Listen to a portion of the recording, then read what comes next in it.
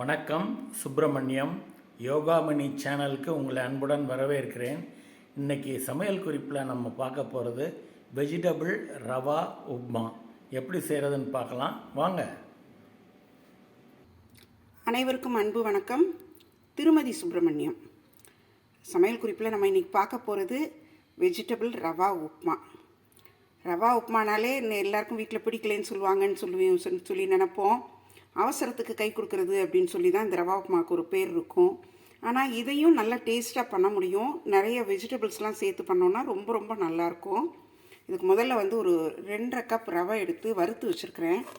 வறுக்கிறப்போ நல்லா ஒன்று போல் நல்லா நிறம் மாறணும், ப்ளஸ் அது நல்லா வாசனை வரணும். அதோட தொட்டு பார்த்தோன்னா கை பொறுக்க முடியாத அளவு சூடு இருக்கணும். அதுதான் சரியான பதம் ரவை வறுக்கிறதுக்கு. இந்த ரவையில் சேர்க்குறதுக்கு வெஜிடபிள்ஸ் எல்லாம் நான் என்னென்ன வெஜிடபிள்ஸ் இருந்துச்சோ அது வச்சுருக்கிறேன். வெங்காயம் நல்லா 1 கப் அளவுக்கு பொடியாக நறுக்கி வச்சுருக்கிறேன். உருளைக்கிழங்கு அது ஒரு 1/2 கப். பச்சை மிளகாய் ஒரு 2 டேபிள் ஸ்பூன் அளவு இருக்கும். இஞ்சி நல்லா பொடியாக துருவி வச்சுருக்குறோம். கேரட்டும் அது மாதிரி பொடியாக நறுக்கி வச்சுருக்குறோம். தாளிதத்தில் சேர்க்குறதுக்கு முந்திரி பருப்பு. இது தவிர பார்த்திங்கன்னா இந்த ஃப்ரோசன் வெஜிடபிள்ஸ் இருந்துச்சு. பச்சை பட்டாணி அவைலபிளாக இல்லாதனால இந்த ஃப்ரோசன் வெஜிடபிள்ஸில் கொஞ்சம் பட்டாணியும் சோளமும் இருக்கும்.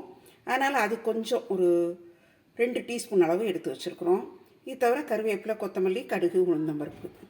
இந்த வறுத்த ரவையை ஒரு பிளேட்டில் மாற்றிக்கலாம். கொஞ்சம் ஆறிடுச்சு. மாற்றி வச்சுட்டு இருப்புச்சட்டியில் எண்ணெய் ஊற்றிக்கலாம்.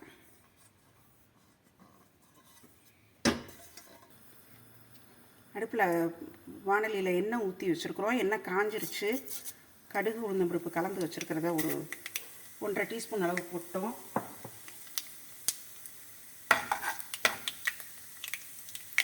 கடுகு வெடிச்சிருச்சு.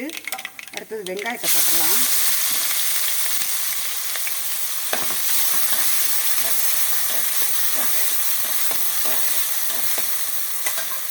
அடுத்து கருவேப்பிலை, கொத்தமல்லி கொஞ்சம் போட்டிருக்கேன். எல்லாமே வாசனைக்கு கொஞ்சம் கொஞ்சம் சேர்த்தோம்னாலே போதும். அடுத்து பச்சை மிளகாய் பொடியாக நறுக்கி வச்சுருக்கிற பச்சை மிளகாயை போட்டாச்சு. அடுத்து இஞ்சியும் போட்டு கொஞ்சம் நல்லா வதக்கிடலாம். அப்போ தான் இஞ்சியோட பச்சை வாடை போகும், இந்த பச்சை வாசனை இல்லாமல் இருக்கும்.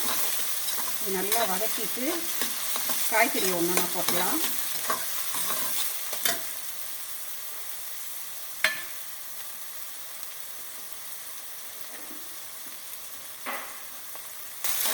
அடுத்தது உருளைக்கிழங்கு. இதுவும் ரொம்ப குட்டியாக தான் நறுக்கி வச்சுருக்குறோம். அடுத்து கேரட்டை போட்டுடலாம். காய்கறி எவ்வளோக்கு எவ்வளோ சேர்க்குறோமோ அவ்வளோக்கு எவ்வளோ அந்த உப்புமா நல்ல டேஸ்ட்டாக இருக்கும்.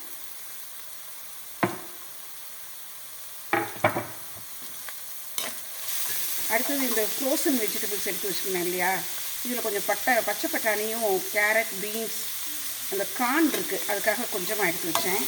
அது அங்கங்கே நல்லா தெரியும். இது எல்லாத்தையும் சேர்த்து நல்லா கிண்டிட்டு முந்திரி பருப்பு, இது ரோஸ்டட் முந்திரி பருப்பு தான், அதனால் கடைசியில் போடுறேன். சப்போஸ் உங்கள்கிட்ட வறுக்காத பச்சை முந்திரி பருப்பாக இருந்துச்சுன்னா கடுகு, உளுந்தம் பருப்பு வெடித்த உடனே அந்த முந்திரி பருப்பு போட்டுடலாம்.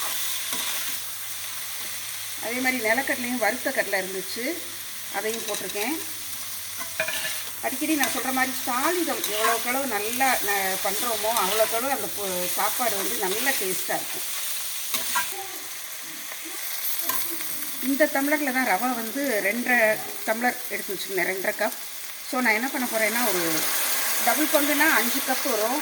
நான் ஒரு 6 கப் தண்ணி ஊற்றுறேன். ஏன்னா இந்த காய்கறி வேகிறதுக்கு கொஞ்சம் தண்ணி வேணும் இல்லையா அடிஷனலாக, அதனால் 6 கப் தண்ணி ஊற்றுறேன். உப்பு எடுத்து வச்சிடலாம். டேபிள் சால்ட் தான் போடுறேன். ஸோ 2.5 கப் இல்லையா, ஸோ அதுக்கு தகுந்த அளவு உப்பு எடுத்து வைக்கிறேன். போதும்னு நினைக்கிறேன். உப்பு இதில் சேர்த்துடலாம். தண்ணி நல்லா கொதிக்கட்டும். அதுக்கப்புறம் தான் நம்ம ரவையை கொட்டி கிளற போகிறோம். தண்ணி நல்லா கொதிச்சிருச்சு. இது தண்ணி கொதிச்சா மட்டும் பத்தாது, அதில் நம்ம சேர்க்குற காயும் ஓரளவுக்கு வெந்திருக்கணும். திரும்ப அந்த ரவையோடு சேர்ந்து வேகும். இருந்தாலும் ஓரளவுக்காவது வெந்ததுக்கப்புறம் தான் நம்ம ரவையை போடணும். இப்போ ரவையை போட்டுடலாம். நல்லா கலர்ஃபுல்லாக இருக்குது பாருங்கள். ஏன்னா அந்த கேரட் அதுவே நல்லா ஒரு கலர் கொடுக்கும். இன்னும் நம்மக்கிட்ட பச்சை பட்டாணி, பீன்ஸ் எல்லாம் நிறையா இருந்துச்சுன்னா நல்லா தாராளமாக சேர்க்கலாம். இப்போ இந்த ரவையை இதில் தண்ணியில் சேர்க்குறப்போ இந்த மாதிரி பொறுமையாக அந்த லேசாக அப்படியே கொஞ்சம் கொஞ்சமாக போட்டு அப்படியே கிண்டிக்கிட்டே இருக்கணும். மொத்தமாக கொட்டினோன்னா அப்படியே கட்டி தட்டி போயிடும். அதனால் நிதானமாக அப்படியே கிளறிக்கிட்டே ரவையை அப்படியே தூத்தி விட்டாப்புல அப்படியே கிண்டணும். தண்ணி நான் ஏற்கனவே சொன்ன மாதிரி 2 பங்கு வச்சு ப்ளஸ் எக்ஸ்ட்ராவாக ஒரு கப் வச்சுருக்கேன் அந்த காய்கறிக்காக. இந்த மாதிரி வெஜிடபிள் சேர்த்து கொடுக்குறப்போ எல்லாருக்குமே உப்புமா வந்து கண்டிப்பாக பிடிக்கும். ரவை இப்படி கொட்டி கிளறப்பவே தண்ணி ஃபுல்லாக அப்படியே அப்சார்ப் ஆன மாதிரி இருக்கும். ஆனால் கூட நல்லா வேகணும் அது. ஸோ கொஞ்சம் நல்லா லோ ஃப்ளேமில் வச்சு ஒரு மூடி போட்டு மூடி வேக விடலாம். எண்ணெய் வந்து சில பேர் நிறைய ஊற்றுறாங்க உப்புமாவுக்கு. அவ்வளோ எண்ணெய் தேவை கிடையாது. அளவுக்கு அது கையில் ஒட்டாத பக்குவத்துக்கு ஊற்றினா போதும். குழந்தைங்களுக்கு வளர்கிற குழந்தைங்களுக்கு கொடுக்குறோன்னா கொஞ்சம் நெய் சேர்க்கலாம், நல்லாயிருக்கும். இப்போ இதை கொஞ்சம் நல்லா மூடி வேக வச்சுருவோம். பாருங்கள், நல்லா காயெல்லாம் சேர்ந்து கலர்ஃபுல்லாக இருக்குது பாருங்கள்.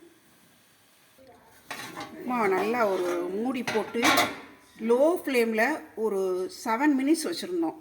நல்லா பொலன்னு இருக்குது பார்த்தீங்களா? நல்லா வெந்துருச்சு.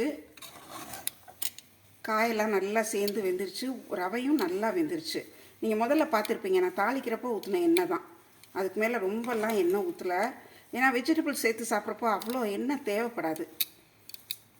இதுவே நல்லா கையில் இருந்து பாருங்கள், ஒட்டாமல் வரும் பாருங்கள். ஒட்டவே இல்லை பாருங்கள், நல்லா வெந்துருச்சு. இப்போ இதை எடுத்து பரிமாறிடலாமா? உப்புமா ரெடி ஆயிடுச்சு, பரிமாறிடலாம். சூப்பராக வந்துடுச்சு. இதுக்கு தொட்டுக்கிறதுக்கு நம்ம நாட்டு சர்க்கரை, ஒயிட் சுகர் வேணால் நாட்டு சர்க்கரை வச்சுக்கலாம். ஊறுகாய் தொட்டுக்கலாம். சட்னி, தேங்காய் சட்னி கூட ரொம்ப நல்லாயிருக்கும். As you wish. இப்போதைக்கு நான் வந்து இதில் வந்து கொஞ்சம் நாட்டு சர்க்கரை வைக்கிறேன். சுவையான வெஜிடபிள் ரவா உப்புமா ரெடி ஆயிடுச்சு. நீங்களும் இந்த மாதிரி செஞ்சு பாருங்கள். நல்லா பொலன்னு வரும். எல்லாருக்கும் குழந்தைங்களுக்கு, வளர்கிற குழந்தைங்களுக்கு கொடுக்குறதுக்கு வெஜிடபிள் சேர்த்து கொடுக்குறப்போ ரொம்ப நல்லாயிருக்கும். இந்த வீடியோ உங்களுக்கு பிடிச்சிருக்கும். லைக் பண்ணுங்கள், ஷேர் பண்ணுங்கள். எங்கள் யோகாமணி சேனலுக்கு சப்ஸ்கிரைப் பண்ணுங்கள். நன்றி, வணக்கம்.